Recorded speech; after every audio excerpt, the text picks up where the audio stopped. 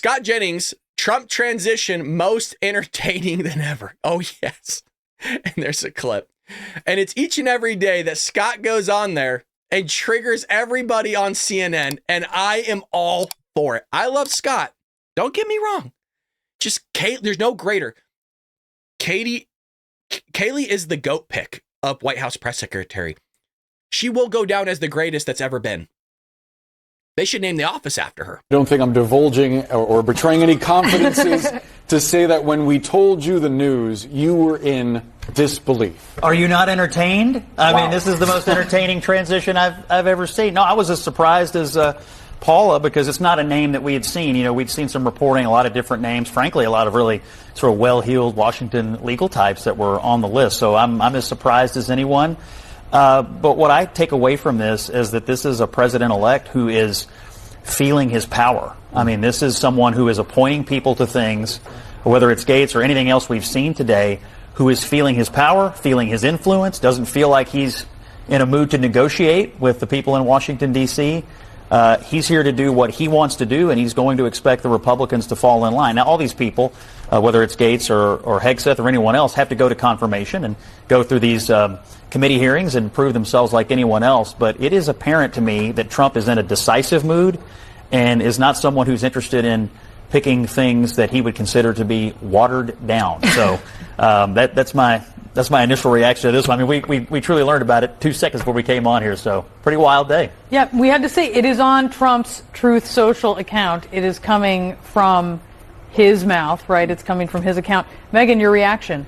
I mean, yesterday we had a bunch of conventional picks, and I think people felt good about where we were going and maybe thought that he was going to be a little bit more moderated than we were expecting. And then today brought a whole new set of people to confirm. So I think it's a little bit shocking with this and with Tulsi Gabbard with DNI. So I just, I think it'll be interesting to see what tomorrow brings, but I do agree. Who knows if this is going to, how many of these people are going to actually get confirmed. I think there are a lot of people. And who do you think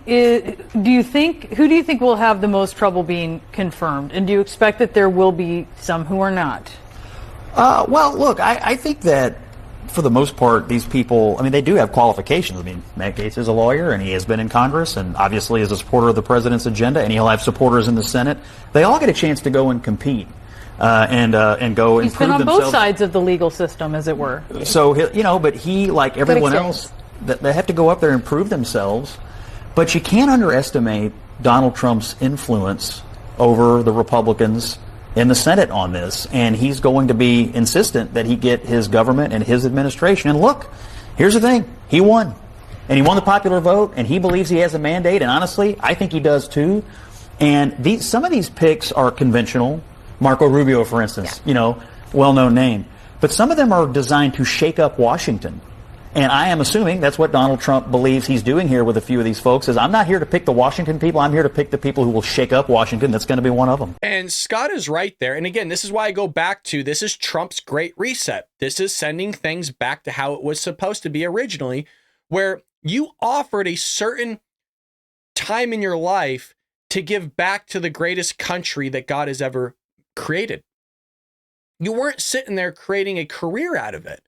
You sat there and said, hey, I'm going to give 2-4 years of my life to sit here and represent the people of my district, to represent the people of America, whether it's my state or whatever it may be.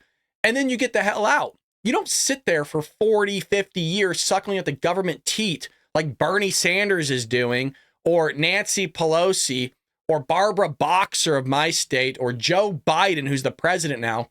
No, you don't do all those things, which is why Donald Trump wants to implement term limits, which I think is a good thing, but also is putting people forth that are not beholden to lobbyists. They're not beholden to all these things of trying to get reelected, to try to look all cutesy and pretty and all this bull crap that we don't need as American citizens. These are people, they're rough people.